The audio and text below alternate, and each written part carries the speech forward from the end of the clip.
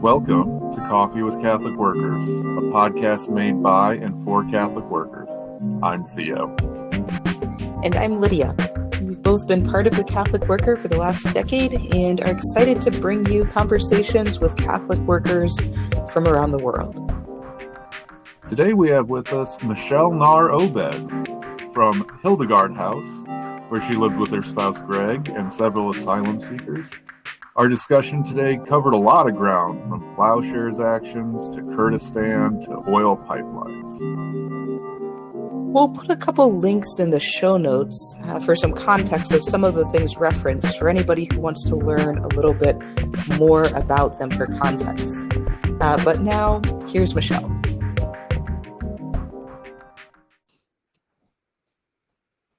Well, welcome, Michele. So grateful that you could join us this evening. Usually we start these off with kind of, how did you find your way to the Catholic worker movement, through the movement to where you are today in the Catholic worker movement? Okay, so should I give a response at this point? Yeah, what if you're willing? Okay, well, thank you for asking me to be part of this. I've listened to some of the others and have really appreciated getting to know people a little bit better than I had. Like many of the people I've known for quite some time, but there are things that they shared on this that I didn't know, and so it's been very interesting. I found my way to the Catholic Worker via Jonah House. That's where I kind of started with all of this. And, Phil and Liz, they made it pretty clear that Jonah House was not a Catholic worker, although it was hard for me to understand the differences, what distinguished it from the Catholic worker. And there were many things that we did in Jonah House that were very much in keeping with the principles of the Catholic worker, but I don't think I really understood what those principles were.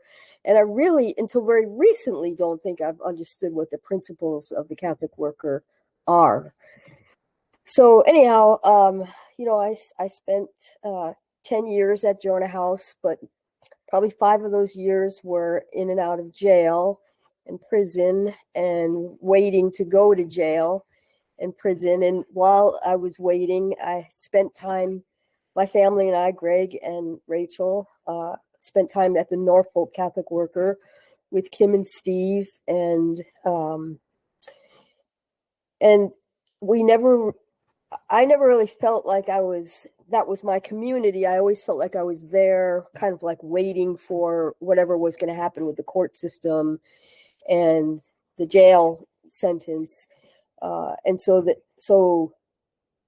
we lived with them, and we helped with many of the things that they did, the breakfast line and the hospitality house, things like that. It still wasn't really part of my internalized understanding of community. So anyhow, I spent many 2.5 years in prison, and then went back to Jonah House. And as part of the conditions of my release, I was not allowed to go back to Jonah House. And although I did, I violated that condition. And but before I violated that condition, after my release from the first round in federal prison, we came here to Duluth and lived at Loaves and Fishes because it was the only community that the probation officer would allow me to go to. I had applied to other Catholic workers through the probation department, and none of them were acceptable to the probation department. But for some reason, this one here in Duluth was acceptable, and I transferred and came out here. All of us came out here, and again, didn't really feel like that was my community. It was just kind of like trying to figure out what our next moves would be. And 10 months later, we went back to Jonah House, and then I went back to prison. for going home. And so after that last round of prison, we went back to Jonah House. I had no more probation hanging over me. And after about a year, we decided that maybe it would be good to go back to Duluth, to Loaves and Fishes, to the Catholic Worker, and really kind of embrace it as our community. And so we did that. And I think there were so many things that I didn't really understand, particularly, like I said, about the principles of the Catholic Worker. I could explain to people like what the Catholic Worker wasn't, but I really couldn't explain to people what the Catholic Worker was. And when we came to Duluth, we were in a great transition. The community was in a great transition. So there were some traditional Catholic workers that were here and then had moved on. And then there was a group of young people that came, and they really were into the kind of like the anarchism movement. And they were putting that anarchism together with the Catholic Worker. But it was, I think because we, as Greg and I, at that point now, we're the kind of the elders of this Catholic Worker. I think we were still struggling with trying to understand where our roots were. And so we had a hard time with that transition into these young anarchists coming in who I think were struggling to understand, and at the same time were reinventing the wheel. And it was very tense.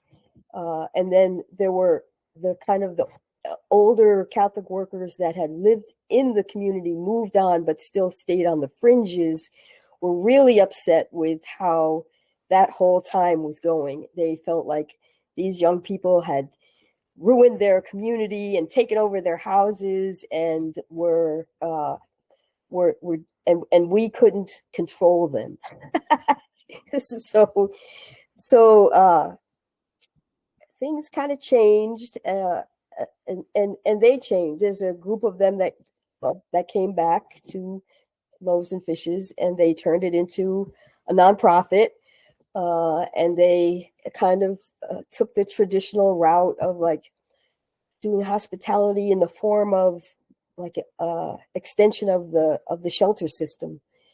And there were many things about that I really I was willing to accept it, but it didn't seem right to me. And so shortly after that all happened, Greg was in prison. He had done a plowshare action, and that certainly was not part of their nonprofit image. So there were many things that we just did not fit any longer. So I and another long-term older member of Loaves and Fishes who had moved on started a new house called Hildegard House, and that's where we are now. So the long story short here is that we went through many learning processes, which I think to some extent we're still in, but I have now landed pretty clearly that the principles on which we're founded are the works of mercy and the Sermon on the Mount and the Beatitudes. How we live that out varies. It differs from generation to generation. We have no business kind of telling the next generation what they should do, how they should do it. But what we do want to be able to do is kind of carry on and keep people grounded in those basic principles. And are those principles out of the Roman Catholic Church? No. These principles predated the Roman Catholic Church. These were the early Christians and Jesus's teachings, and the Roman Catholic Church came out of Constantine in the 3rd century. So I'm sure they have been altered to some extent to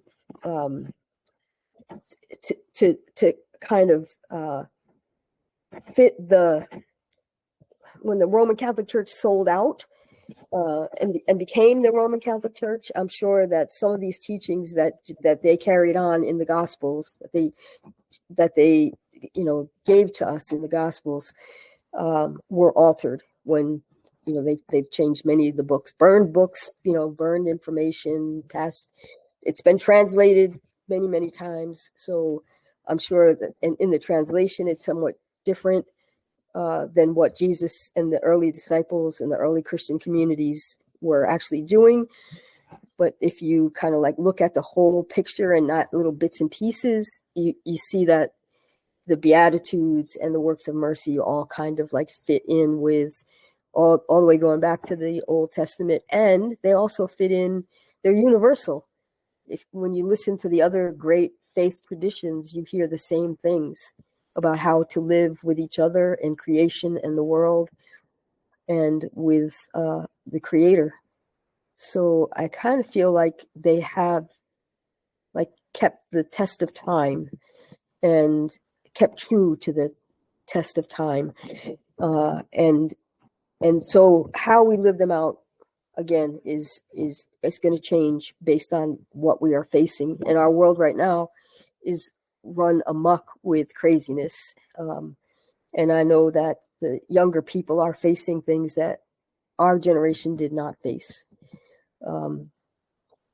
So yeah, that's basically how we got here. Wow. So Michele, there's so much going on in the world and all of these issues. What are the ways that you currently are living out these works of mercy, the Beatitudes, the principles from the Sermon on the Mount? What does that look like for you and for Hildegard House in these moments? Yeah, so first, everything that we do in discernment with the Spirit and with other folks that we have developed deep relationships with, particularly with the Benedictine sisters up at St. Scholastica. And so they actually have changed from the time we started the Hildegard House. At first, we were looking at providing hospitality for women who were trying to get out of trafficking and needing a safe place to be, a welcoming place to heal, working in conjunction with other people that had more kind of the skills to deal with some of the things that they had dealt with, the traumas that they had dealt with. And there was a group up here that was forming that was working specifically on different issues related to sex trafficking. And our role was to just provide the hospitality. They very much wanted us to be part of their nonprofit system, and all of our supporters, many of our supporters, wanted us to be part of the nonprofit system.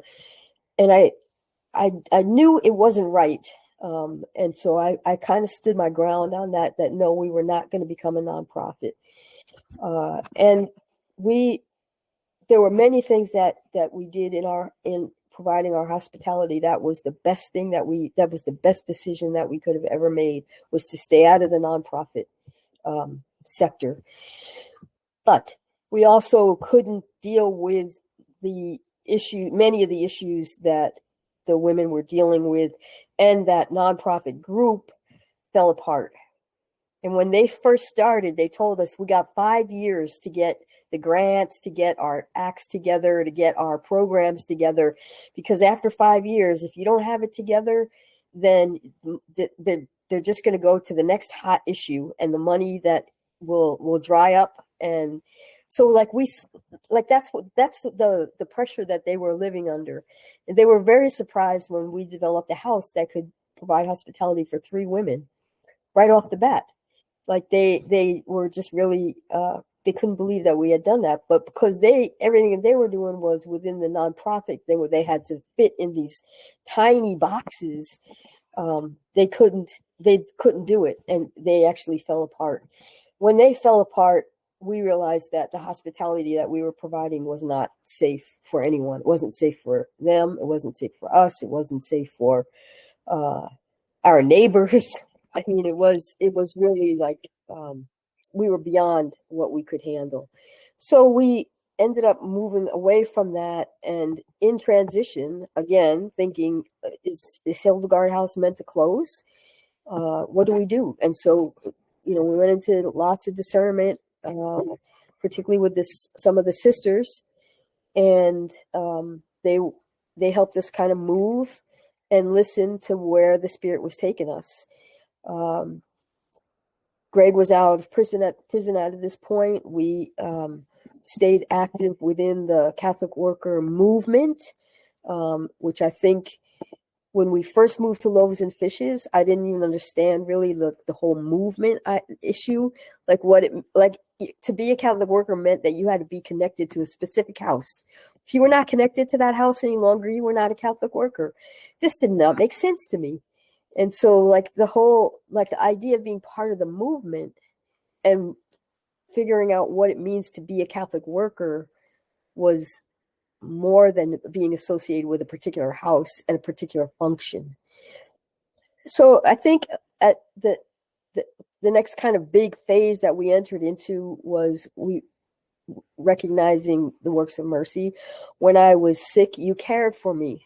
And so who was very sick at the time? Our Mother Earth, quite sick. We were making her sick. And so caring for her meant to be in solidarity with her, to do what we could to help heal her, to stand against the forces that were aiding in her destruction. And so we came up with the valve turning action, where we turned off the oil from the Enbridge pipeline that was running through, that continues to run through northern Minnesota from Canada down to Superior, Wisconsin, where then it's refined and sent out to the market for sale, and not for us, but for the global market. So we were just basically a conduit. And in the process of doing that, I learned a lot from our indigenous neighbors, and I learned that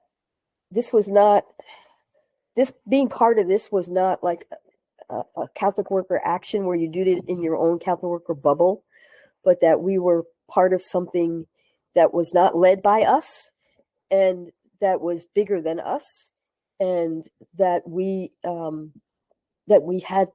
really needed to listen to the wisdom of how our indigenous neighbors lived out their connection with the earth, and they were willing to teach us this, and these were great lessons, and to be part of that whole kind of campaign beyond the valve turning action. But it was the valve turning action that kind of led into the campaign against the pipeline that eventually has been built and has done so much damage. It's still ongoing, and that's still part of what it looks like for us. In addition, we're doing hospitality for people who have been exploited through the immigration system, people who have fled from their countries because their lives were at risk, because their human rights were at risk, because for lots of different reasons, and they have just been kind of like swept up and put in these detention centers, where they're private detention centers that make $700 and something per day per person, and actually of tax money, and actually what they put out per person is more like $5 a day. So they're making quite a big profit off of making sure that these folks stay detained. And we've learned from some friends that there are people that the only reason they're in detention is because they don't have a sponsor. And so we started to look into that, and we're now sponsoring. We're part of a bigger network, which is another great thing, I think. Maybe I'll just tell that story. Hildegard House is part of the Interfaith Committee for Migrant Justice. And in Duluth, Superior, that looks like 20, 30 different congregations, the Islamic Center, the Buddhist Center, the Temple Israel, are all part of this. And they started out mostly as doing advocacy, education, consciousness awareness. And then when Hildegard House entered the scene, we thought, why not do hospitality? Why not do hands-on, becoming sponsors and having them live with us and having them live in our community instead of just being advocates. And so lots of people weren't really familiar with that, how to do that. So this is one of the works of mercy, welcoming the stranger. When I was a stranger, you welcomed me. And so we made friends with some folks on the border who had been visitors at the detention centers and knew people that needed a sponsor. And so we got on this list of being potential sponsors. And Hildegard House, we started it off and we started taking people in, and other folks in other congregations, they saw, wow, maybe we can do that. And so one at a time, we have now 6 different families in Duluth housing 12 different asylum seekers. One at a time, they started to develop a Christ room. So this is like Peter Morin, right? If every parish had a Christ room, well, we wouldn't have, we wouldn't have homelessness. Well, they still had homelessness. And, if every parish developed a Christ room and took in an asylum seeker, we'd still have a lot of asylum seekers in detention. But it was Peter's vision right there. Like, we're part of this kind of network of people who have developed Christ rooms in their houses and are taking people in. And without even knowing it, they're part of the Catholic worker movement. So that's how it's kind of shaping up for us here. And I don't know how long that will last. It'll last until the Spirit tells us it's time to move on to something else. I don't think it will be outside of Duluth, because part of our commitment here is a commitment to stability. And I mean, at one point I thought, I think we, early on when we first stopped doing the trafficking hospitality, I thought, well, maybe we're just not meant to live here in Duluth. Maybe Duluth doesn't really want a Catholic worker. Maybe they want another nonprofit. And so that was the question in my mind. Does Duluth want a Catholic worker, or do they want another nonprofit? Because we are ripe up here with nonprofits. Like, they are all over the place. So we tried to test out and that's when I started to really intentionally verbalize what it means to follow the works of mercy, what it means to be a Catholic worker, what those principles are. It wasn't defined in the specific work, but in the principles. And that's when it became more clear to me. And then it became clear that this is something that Duluth does want, because they don't seem to be wanting us to leave. So, and the Spirit doesn't seem to be moving us out of here either. So that's kind of where we are right now. It's like you're a secret evangelical Catholic worker converting people into the movement without them even knowing. But it really is like, right? Isn't that like the whole piece of the movement of how do we get it so it's something that not just small groups of people are doing, but that it really is a cultural shift, or a widespread shift, going from viewing our property as our own to this idea of like, no, it's not meant for us to keep to ourselves, but to share with others. Right.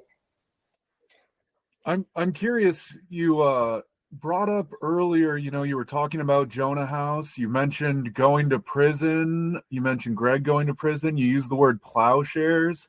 I don't think that any of those are words that have come up yet on the podcast. And while many folks who are friends with the Catholic worker movement or fans of the Catholic worker movement are probably aware of them. I was wondering if you could kind of introduce those things to folks who might not be aware of them.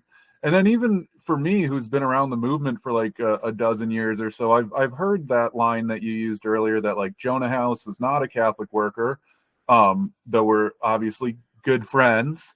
I wonder if you could like talk a little bit about what you see is different in the thought of Jonah House, and what you think is kind of the heart of the Catholic worker as well. You said that that's been like a years-long journey figuring that out. So I don't know, I just threw a whole lot of questions at you there. Yeah. Okay. So Jonah House itself was kind of set up originally for conscientious objectors who had gone to prison. Instead of being a draft dodger, they just said they weren't going, and they went to prison. And while they were in prison, they had very little to fall back on if their families fell apart, or if they didn't have a family. They're coming out of prison, and where are they going? What are they going to do? And I think at that point, Phil might have been in prison. Phil and Dan might have been in prison at that point for the Catonsville action. I'm not exactly sure, which was burning draft cards. It wasn't Plowshares. But anyhow, so they started this idea of community for people who had been to prison, who had, in one form or another, had stood up against war, and war making, and needed community to come out to. And so that's how Jonah House kind of originally started. In 1980, they did the first Plowshare action, and they were just kind of like, so 1975, the Vietnam War ended, and there was all this talk that we were now in peacetime. We were not we were no longer in war. We were no longer in Vietnam. That was over, and there was no like threat of entering a new war. Yet behind closed doors, these people are making some of the most horrendous weapon systems. And they were at this point, doing the whole kind of Star Wars thing. And Reagan was talking about a limited nuclear war could be winnable. And I think it was the Physicians for Social Responsibility really put on an incredible campaign, educating people about that this was a complete lie, and that this is what it would really look like if we were in any kind of nuclear exchange. And they laid out these horrendous, overwhelming statistics and visuals about what it would look like. And in the meantime, this small group of people were studying scripture together, and they were trying to figure out how to bring some kind of light to this darkness, to these things that were going on behind these closed doors. And meanwhile, keeping all people kind of sedated in La La Land, thinking that we were now in peacetime and the economy was great and everything was wonderful and all this stuff. So they stumbled upon the Isaiah 2 passage. They shall beat their swords into plowshares, their spears into pruning hooks. Nation shall not wage war against nation, nor shall they study war anymore. And this kind of followed another passage in Isaiah describing how all the nations would go up God's holy mountain, but they had to be disarmed. They would be disarmed first. And so they saw this literally as something that could be done, was to beat the swords of our time into plowshares, and to begin the process of disarming our hearts, disarming our minds. They knew that they couldn't physically destroy the nuclear weapon system. no more than we could destroy the pipeline system or the fossil fuel system or any of these major systems that we have facing us. But we could symbolically and in real terms, we could begin that process. And that's what they saw when they read that passage was, wow, we can start this. We can start this disarmament process. We can beat the swords of our time into plowshares. And we can act as if we believe that the Spirit and God is with us in this. And that's where our strength will come from. So, they did the first one in 1980. And I don't know how many more plowshare actions there have been, well over 100 now in many different countries as well. And some of them some of the stories that go with those plowshare actions are somewhat miraculous. And I can share a little bit about the second plowshare action that I did in conjunction with folks on the West Coast. We did it simultaneously. We went to the Newport News shipyard where they were building the fast attack submarines. We learned about where they were located on this massive shipyard by taking a ferry tour, and the tour boat guide pointed out, oh, down there along this pier is where they're building so-and-so submarines. And so we found out where that was. Now, this is the same shipyard that I had gone to 2 years prior. So we knew that after the first plowshare action I did there, they changed the security system on how you can actually get in. So you had the same badge. You had to have a badge, and the badge had a little dot on it, a different color, and each color was symbolized the security.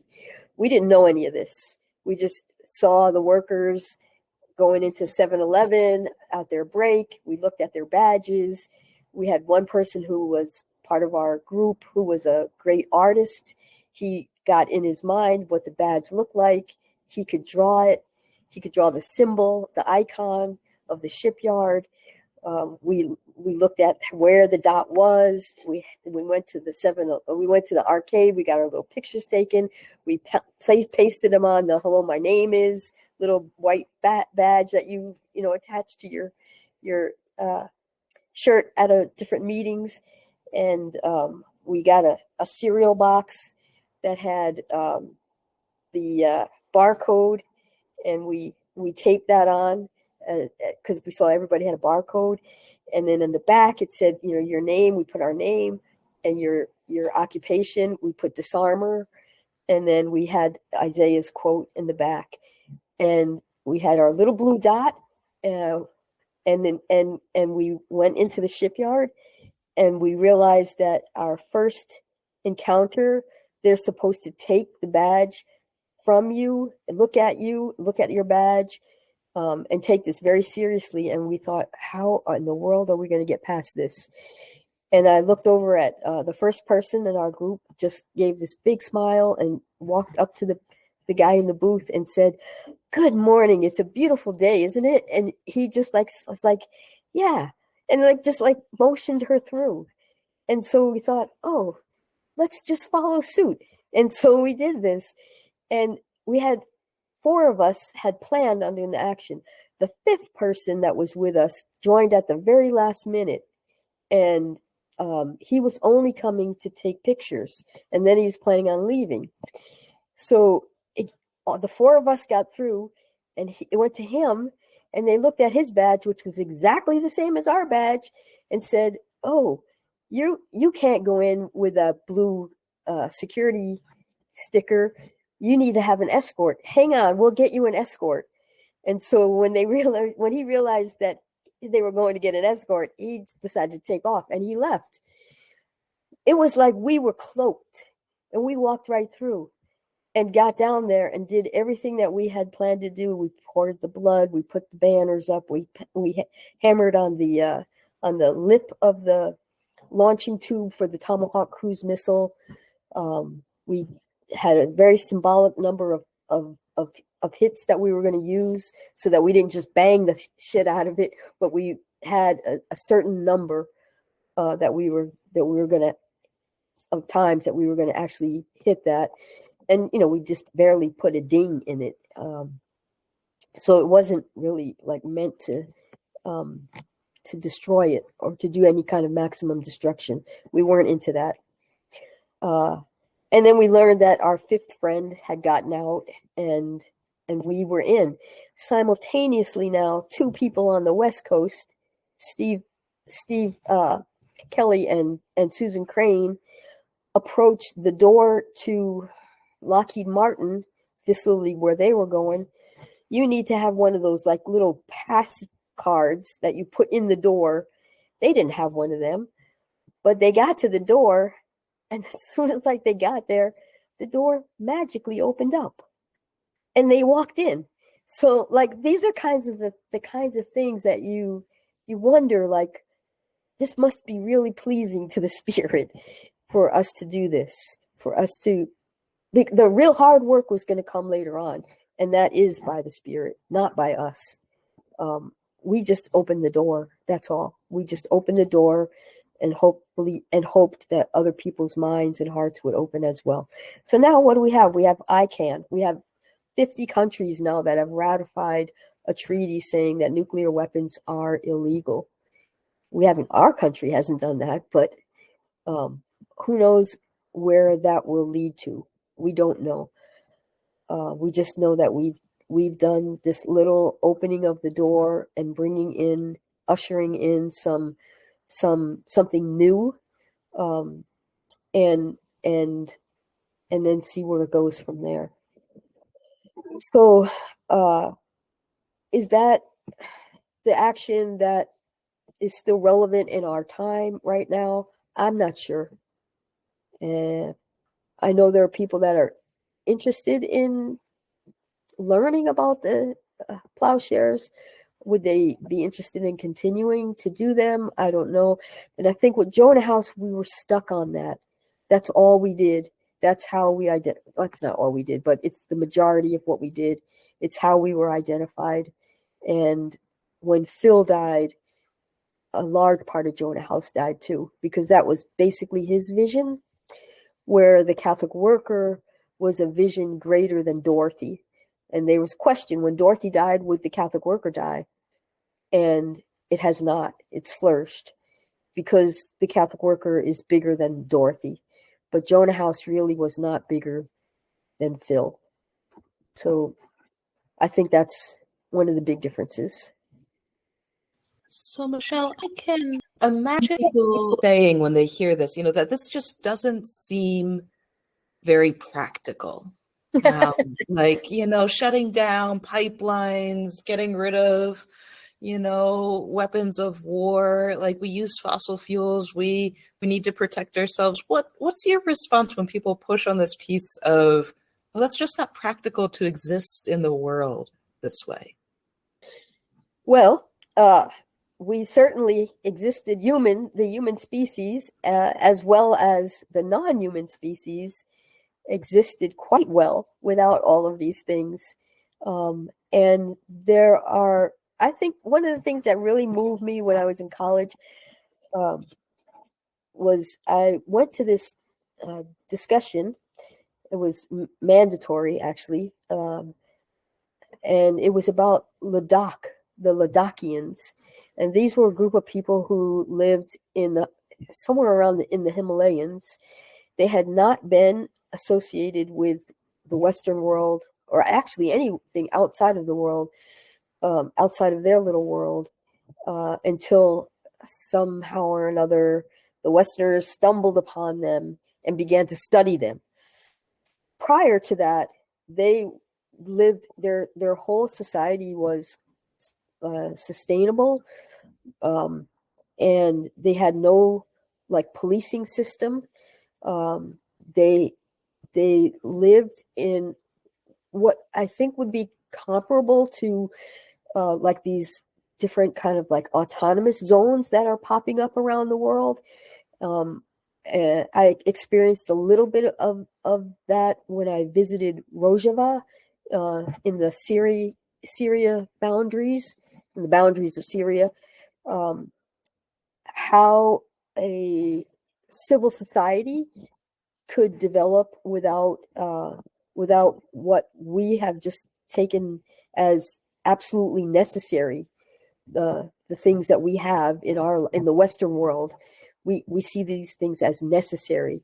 They're not necessary, and I don't know if we'll ever really be able to get out from under it, but I feel like we will be forced to get out from under it, because everything now is fighting back for its life.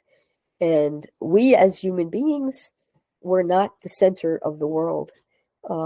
And life will go on without us here, and without our things, and without our gadgets, and without all of these things that we have now said is absolutely necessary, without a structural society that we say is absolutely necessary. Life is fighting hard. And I think that at this point, what I feel like it's most important is to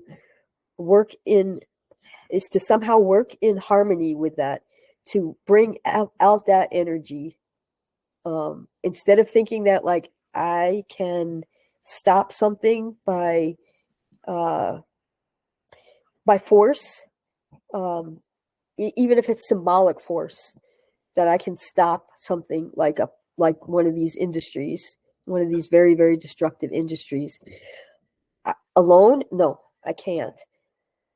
But I'm trying to learn how to understand the language of the rest of life that is going on around us and in us, and how to raise up that energy so that that life can carry on. If I'm not here, it's okay. If I'm here, then it's great too. I mean, like, I don't want to die or anything like that. I'm good, and we're all going to die at some point. But I'm not like saying I should die so others can live.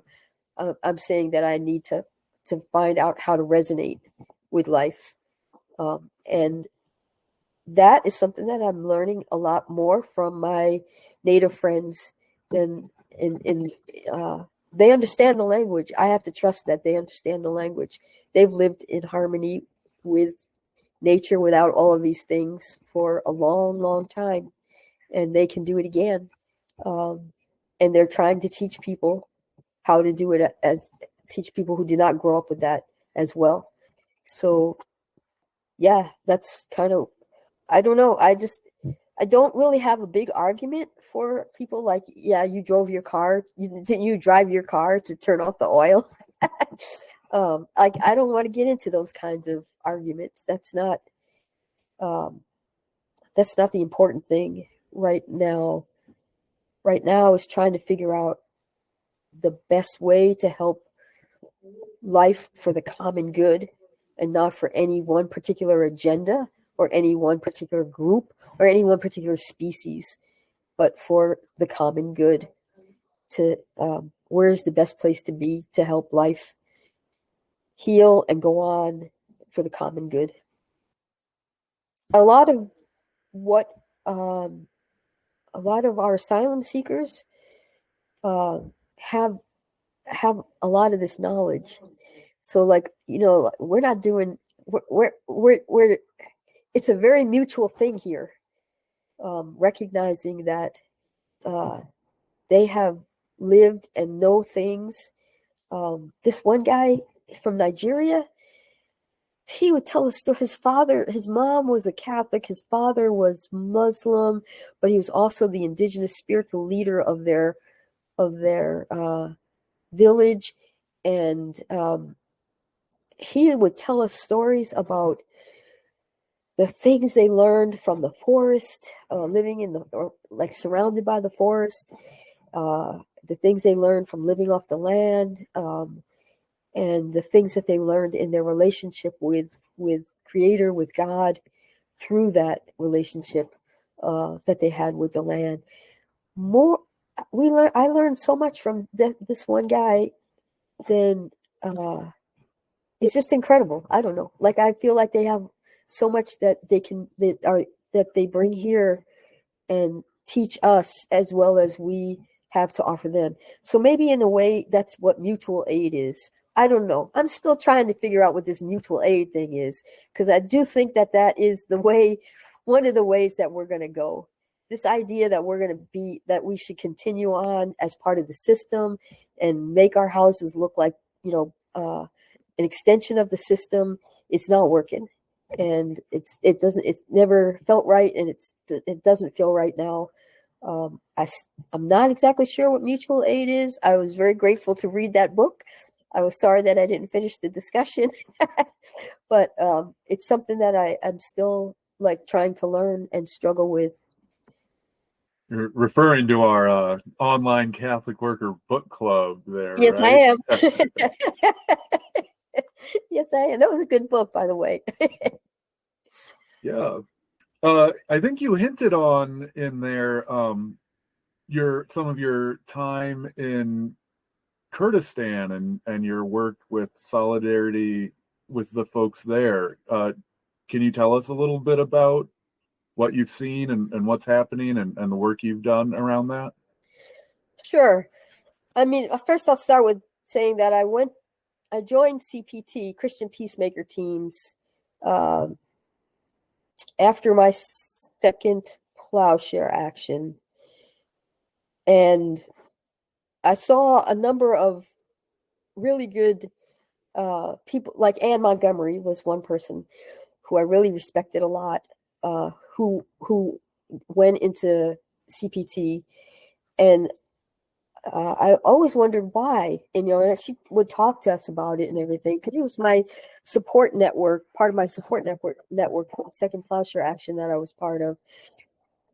And she spoke about, like, if we were going to say no to weapons and war, what are we saying yes to? And that was a question that became part of my thinking as well. What are we saying yes to? How do we live out nonviolence in the midst of a war zone? And so, so I joined CPT, and originally I went to the Iraq team. We were in Baghdad at that point. And when I joined the team, I did a couple of delegations. So I went there on my own. I mean, not on my own, but I went there as not part of the team, but as part of a delegation, with the idea that I would join a team at some point, do the training and all of that, which was pretty extensive. But it took a little while before I got to that point. I finally did, and the time that I joined the Iraq team was my first stint on team was when my teammates were kidnapped. So we had 4 teammates that were kidnapped in Baghdad and had been missing for 4 months. Yeah, they finally, 3 of them made it out. 1 was killed. And during that time, the violence had escalated to a point where it was out of control. And even the people that we were working with there, because our work was to be with people who were also working with human rights and violence reduction, that were local to that were indigenous to that area, and we were supposed to help raise their voice. Basically, it wasn't like us doing this great savior work, because we couldn't. Obviously, we couldn't do that. And so they were saying, it's not safe for us to have you here anymore. It's not safe for us, not for the CPTers, but for them, to have us there. So once the kidnapping was resolved, then our team was asked to move to Kurdistan. Well, it's asked to move out of Baghdad. They suggested going to Kurdistan, thinking that maybe 6-7 months, the violence would slow up. We would be able to come back. The team would be able to come back. That didn't happen. While the team was in Kurdistan, we began to learn about the Kurds. I had never even heard of the Kurdish people before. So they wanted us to stay there and work with them. And And so we did. We made that decision. We were not going to go back to Baghdad. We really couldn't go back to Baghdad anyhow, but we pretty much decided to give it up and see what kind of roots we could put down in the Kurdish north, and then began a long lesson of the Kurdish plight in the Middle East, who they were, what had happened to them, where they are in the world now, how they identify or don't identify. It's a very, very complicated, complex situation. And the longer I stayed, the stupider I felt. Because you kind of like go in to these things. Like, I remember the first time I went to Baghdad with the delegation, I came back thinking I could talk to people. After 10 days, I could talk to people about like all the problems of Iraq and in Iraq and why the U.S. is only making things worse. Well, the U.S. did make things worse, but I really did not know anything about the history of Iraq. Their history goes back and back and back and back. The Kurds goes back even further. You feel really stupid after a while how little you know about history.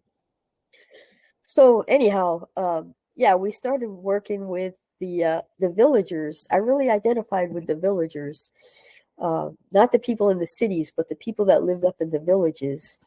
And they were constantly under attack by Turkey, who considered them all terrorists, only because they didn't like them. Because I think the Kurds were part of taking down the Ottoman Empire, and this was a very big slap in the face to the Turkish people, who saw themselves as strong military fighters, taken down by to have their empire taken down like that. Anyhow, yeah. So we worked a lot with the villagers, and in the process, I learned, and they were all in Iraq.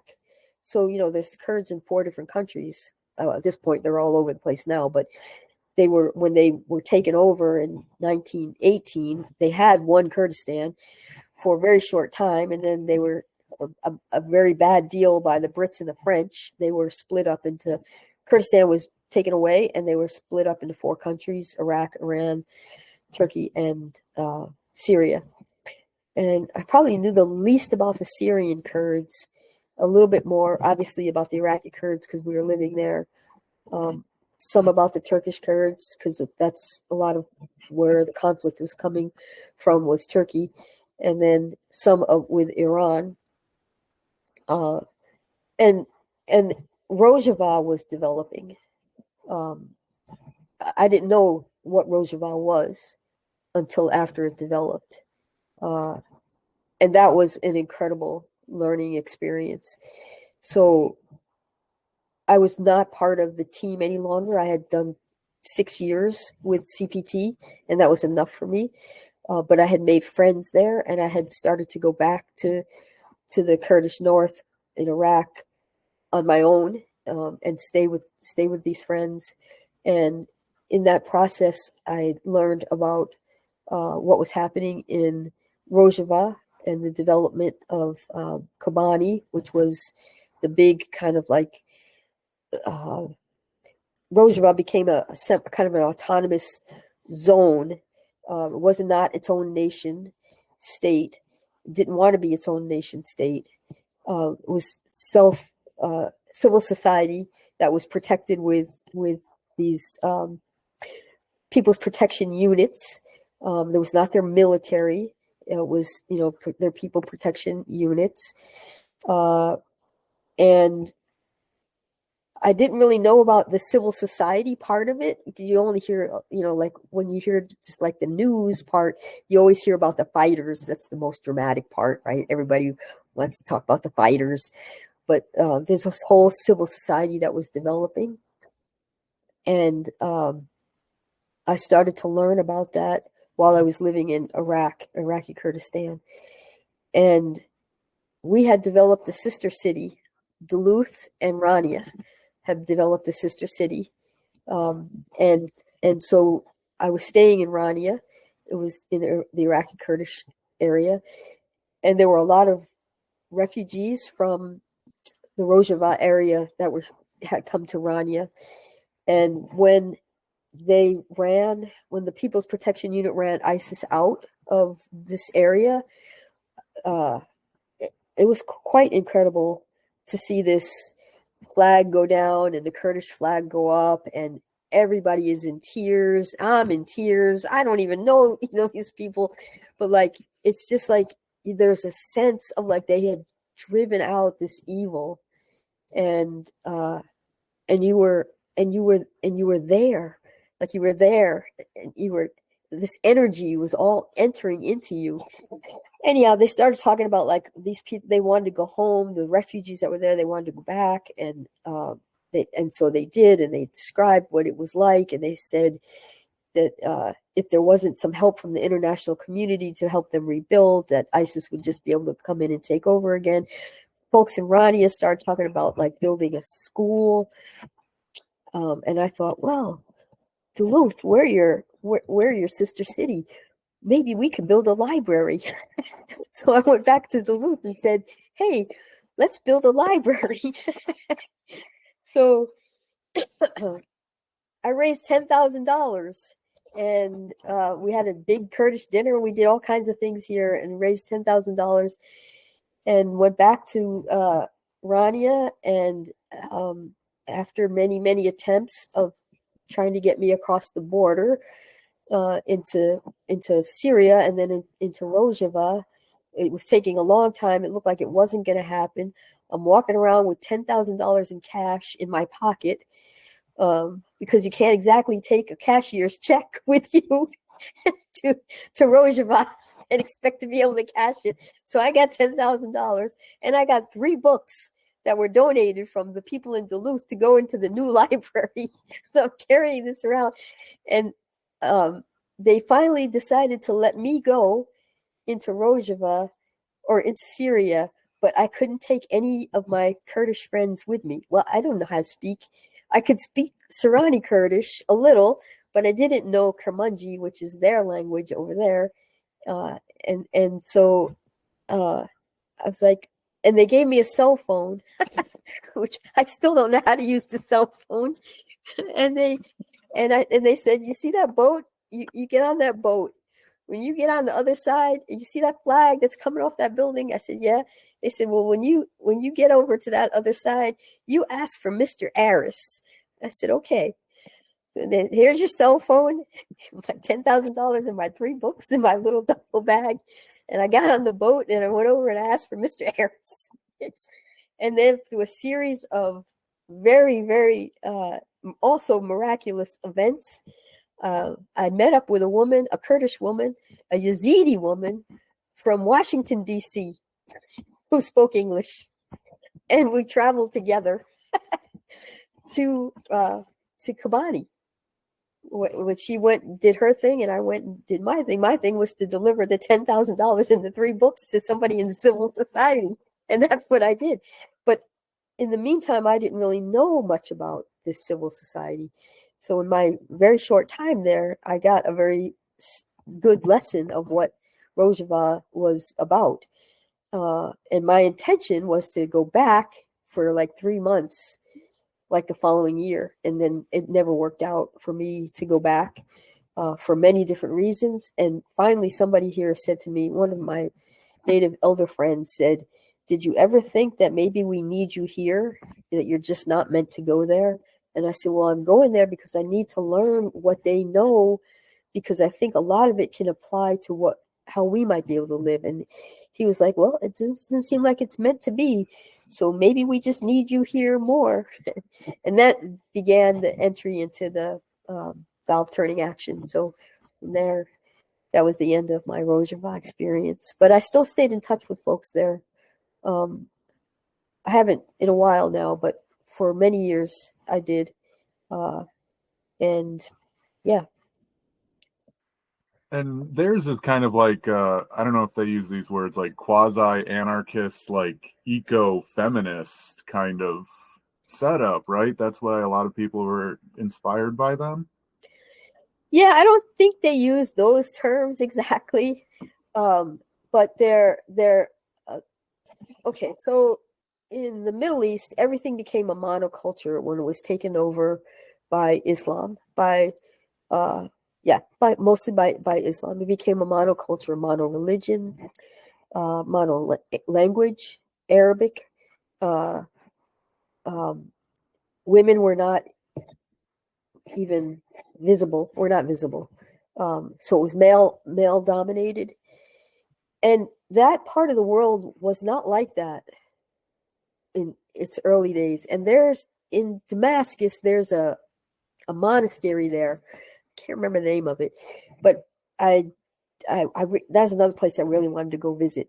And I saw a video about it, and this priest was describing this area in Damascus, that general area, and he said this was the place where the great traditions would all come through here. This was like the trade route, the migration route. So some of the great civilizations passed through here, and the great religions passed through here. The Christians, the Hindus, the Buddhists, the Muslims, and they would come through this one particular monastery, and they lived together and interacted together for their time, and they shared the best of them. And I remember this guy saying, "There's collective there's collective memory here. There's a collective memory here, and we can't lose it, because that's what the monoculture tried to do, was erase it." And what he saw was places like Rojava trying to reignite that collective memory of what it meant for the great civilizations to bring the best of themselves through and teach each other and move on. Not try to take it over or occupy it or oppress it or make it their own agenda, but they shared this. It's like incredible collective memory. And when he said that about Rojava, that's what they're trying to do. So they were multilingual, multicultural. This was very big. It still is big over there. Multicultural, multilingual. I can't say that they're it's not a gender. It is still very male but female and male equality, but there's no other recognition of any other identity. It's male or female. But they can't make a decision unless it's unless those decisions are made by equal number of women and equal number of men. So it was not going to be its own nation. It would not have a nation state status. It would be self-governing from the bottom up. The most power would be on the bottom, and the representatives that, as it went up the line, or however you want to look at it, they became recognized more and more as the servants of the people, not the other way around. The people were not the servant, that were not the servants for these people on the top, but it was they were the servants for the people on the bottom. The people on the bottom held the power. It would be self-protected.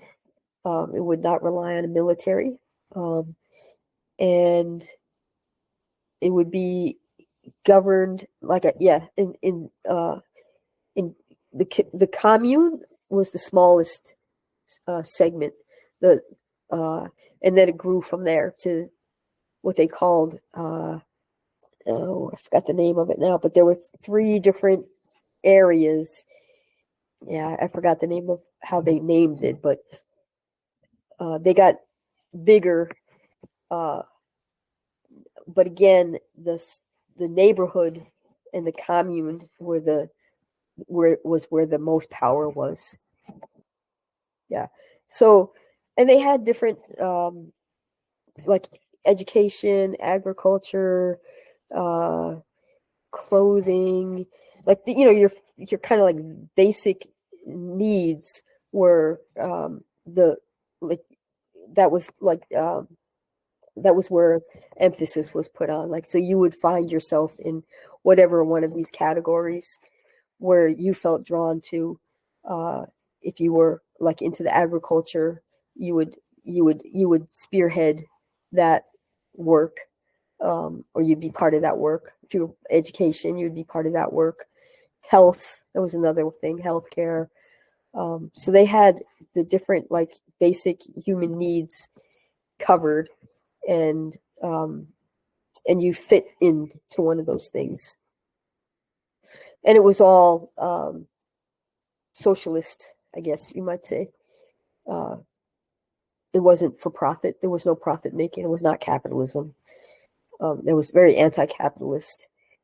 Would you say it was anarchist? I'm not exactly sure, because there were certain rules and regulations that people followed, but really in the true sense of the word of anarchism, you're internally, you abide by those sets of norms and reality and rules that you have to follow in any society, basically, but you're not being like forced to by a police state. You're not being ruled over. But it's actually takes a lot more discipline to be an anarchist than it does to obey a bunch of rules that a nation state puts on you for its own purposes. Yeah. That's so very interesting, Michele. I feel like you have so many different aspects that are just fascinating of these projects and parts of your life you've been involved in. We're definitely very grateful that you spent the time to share them with us.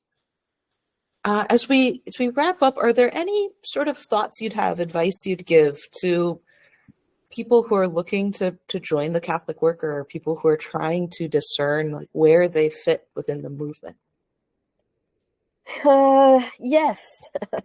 I would say that it's really good to be a part of, to get to know the Catholic worker through the bigger movement, and not kind of get absorbed into one particular house and see that as that house is the Catholic worker. The Catholic worker is much bigger than the house. It's than any house itself. So for people to be able to hear that, and then given the opportunity to explore that, and to be given the opportunity to explore that without judgment by the older people who kind of think that the way they've been doing it forever is the only way and the right way.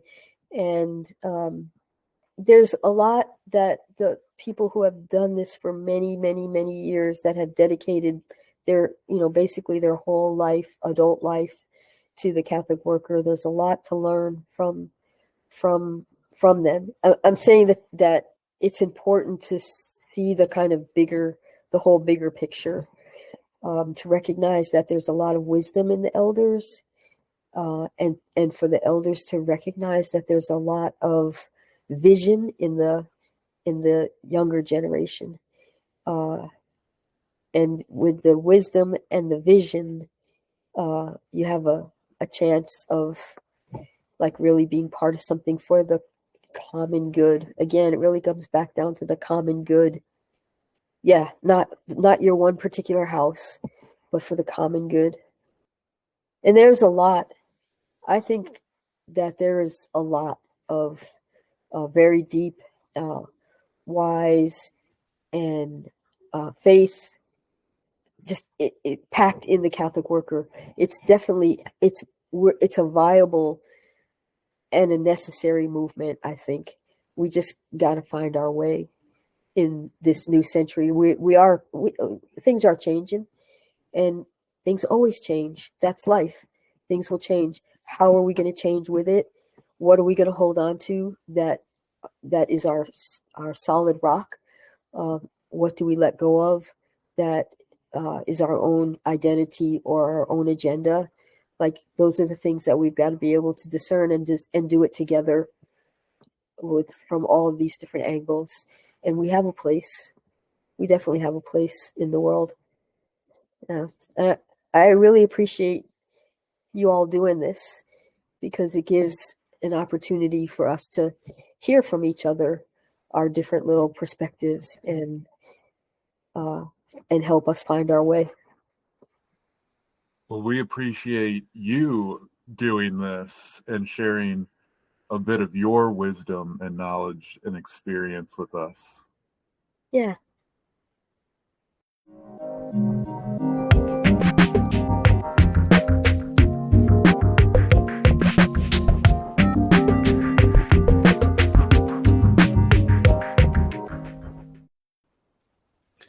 So a huge thanks to Michele for meeting with us and sharing some of her stories. Whenever I hear Michele's stories, I'm always reminded just how much room the Spirit has to work when we're simply open to it. I think that came through again and again, of this miraculous provision of the Spirit that we only see if we put ourselves in those situations.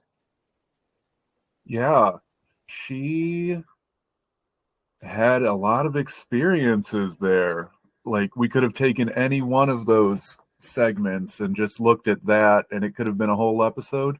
Or Michele could have lived any single one of those, and it probably would have been a Catholic worker life well lived. But, she's done so much and seen so many things. Mm-hmm. Yeah. She definitely has this openness to change and this boldness to simply go for it at times. I really appreciate that openness to change, and I think it's very wise of her when she speaks about our need to be open to learning from the past for us young folks, but also the older generations too, being open to hear the Spirit in the younger one. And it sounds like it was born out in many ways of her own experiences in Duluth and seeing that community's difficulties, and in Jonah House and the elders there. It's something that comes up again and again within the movement, it seems like, at various houses. Yeah. How to sort of stay true to these values and principles, and at the same time, how does the movement become more expansive and continue to grow and adapt to the current space that we are in?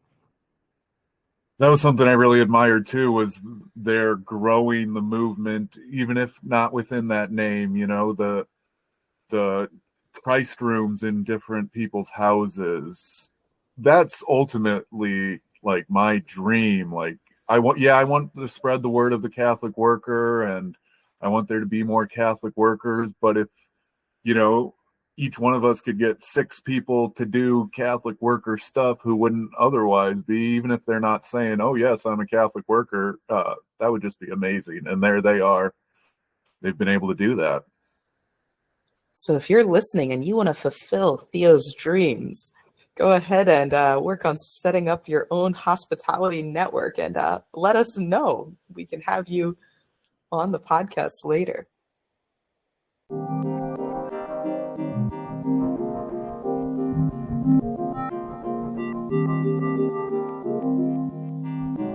Well, this wraps up another episode of Coffee with Catholic Workers. If you want to reach out to us, give us any comments, any suggestions, clarification of thought, you can email us at coffeewithcatholicworkers@gmail.com. We want to thank Chris from Bloomington Catholic Worker with help editing, David Hayes for our music, and Becky McIntyre for our graphic. Thanks for joining us again for some clarification of thought. We hope today's conversation and discussion have been enlightening, and maybe even that you're encouraged to go out and help build a world where it's easier to be good.